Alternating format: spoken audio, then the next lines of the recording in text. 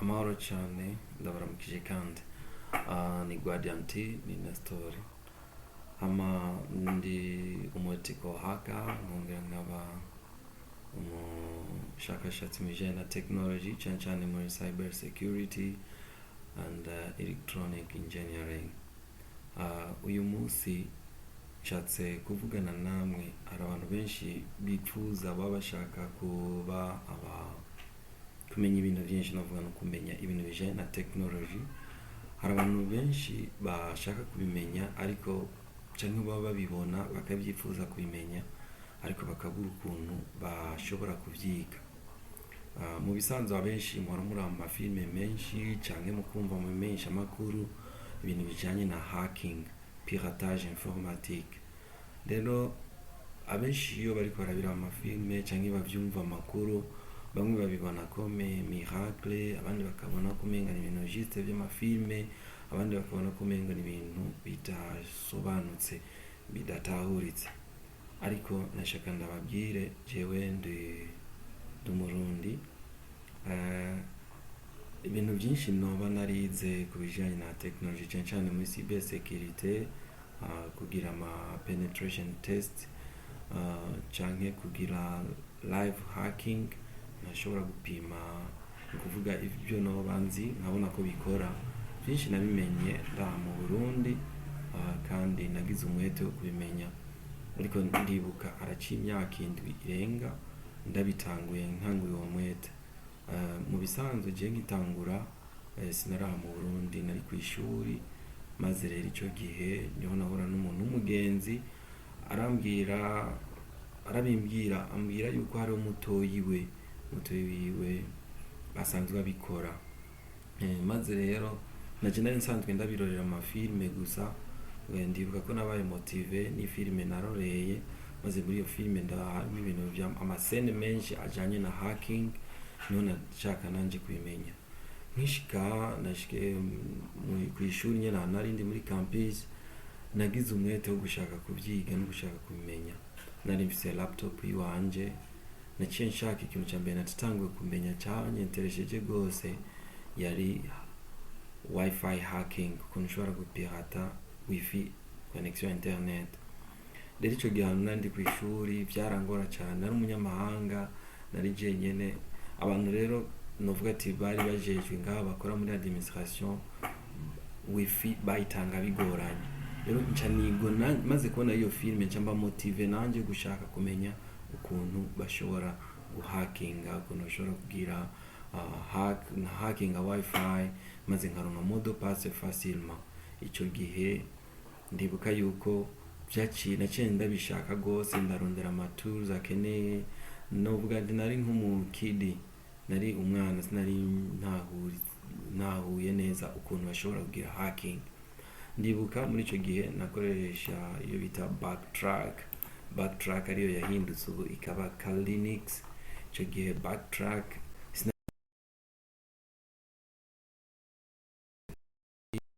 n'abandi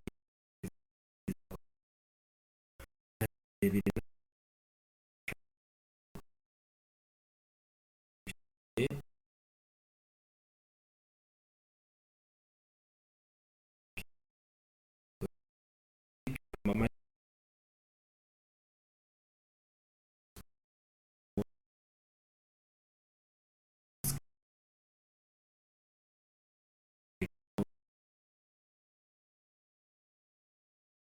bita capture les données ziko ziraba kumsa, tugashobora kwanaliza tukabona nko modo pass bivanye na cryptage iyo wifi ibikoresha. Rero icyo gihe naciye mfata ndagenda ndagura icyo bita antenne adaptateur wifi, ndagerageza nakora etape par etape, nta code nimwe narinzi, nta kintu kimwe narinzi. Narashoboye gupirata wifi so ngaho ku ishuri. Vraiment ndaronka ama modo pass facilement nkoresheje iyo backtrack. Ariko rero mu nyuma naragerageje, maze gushika mu Burundi ndashaka kuma ndabimenya rwose, niho nagerageje kwiga backtrack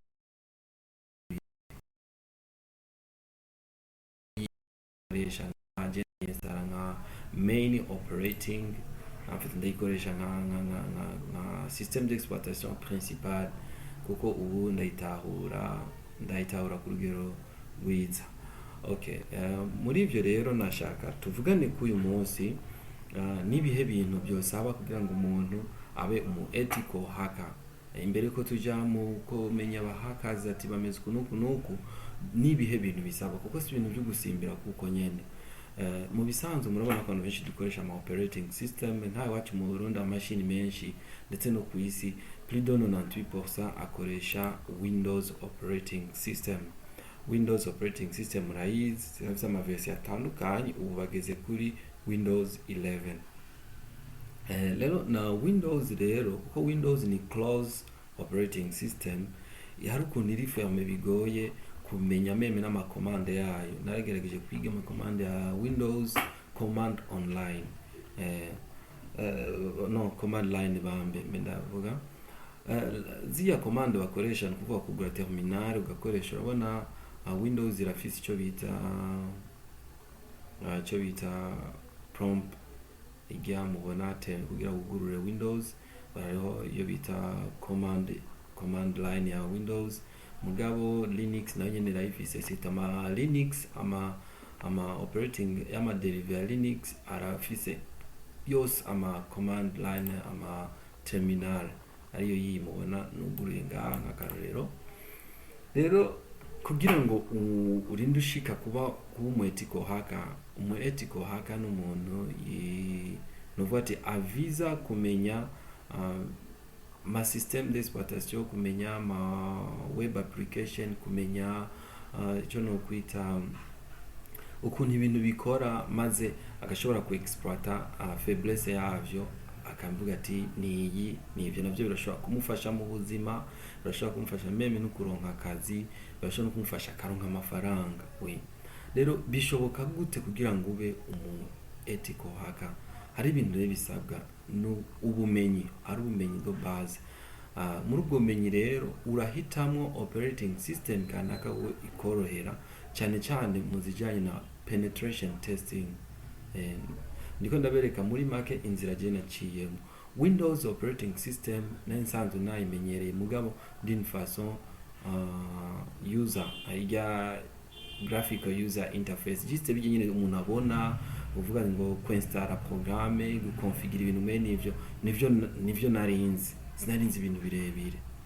Mu nyuma rero niho nagerageza kwiga no kurondeza umuntu ashobora gute kuba umu ethical hacker. Niho rero nashoboye kubona inzira zitandukanye umuntu ashobora gucamo. Muri izo nzira rero harimo kumenya operating system, arizo zidufasha kugira ubumenyi, kuko utafise ubumenyi kuri ivyo ntushobora kumenya ikintu na kimwe. Hariho rero open source operating system, ariyo y'ama derive y'ama Linux. Izo nazo hariho Ubuntu, hariho Kalinix, hariho za Kilimanjaro, hariho Mint, hari ama version menshi atandukanye y'ama derive ya Linux.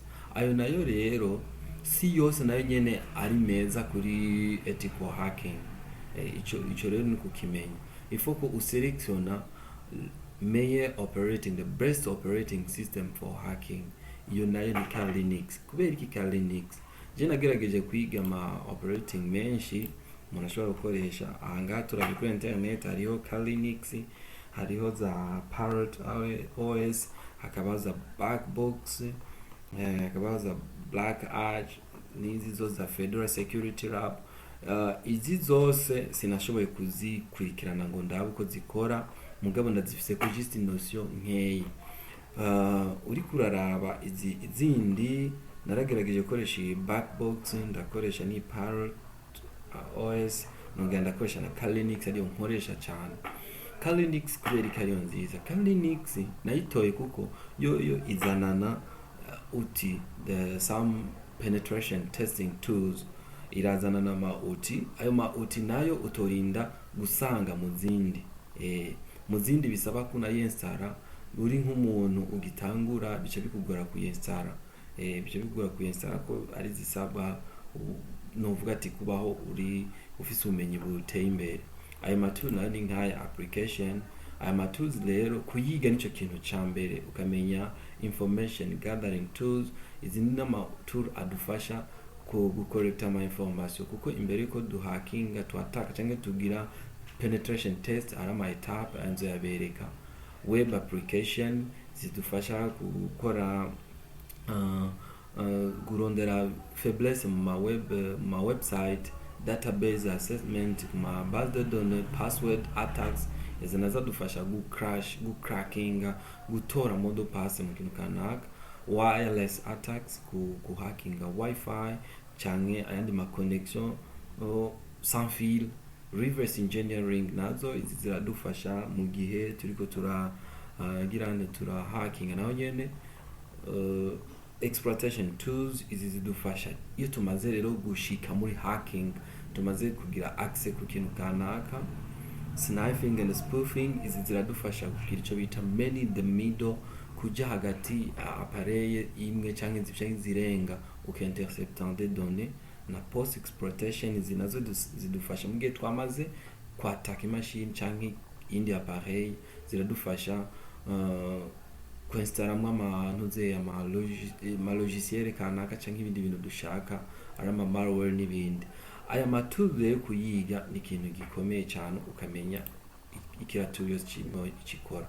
Ayo tuzoyajako rero. Linux ni ya mbere, egome ni ya mbere kandi nziza kubera izanana nayo matools yose. Kandi Linux yamiri Azure, chaque 4 mois baragira basohora version charge. Ibyo navyo kandi na chaque semaine barupdating. Ibyo navyo bituma wa muri Azure wamenye amatool mashasha. kandi Linux ikigimizana n'ubundi plus bagira mise à jour y'ama tools y'ama outils, plus ayo ma outils aba adequate kamenya ibintu byinshi. Ego murabona ko ni byiza kumenya ico kintu, kumenya operating system uhitamwo imbere kutangura kuba umu ethical hackers. Egome murakoze cyane.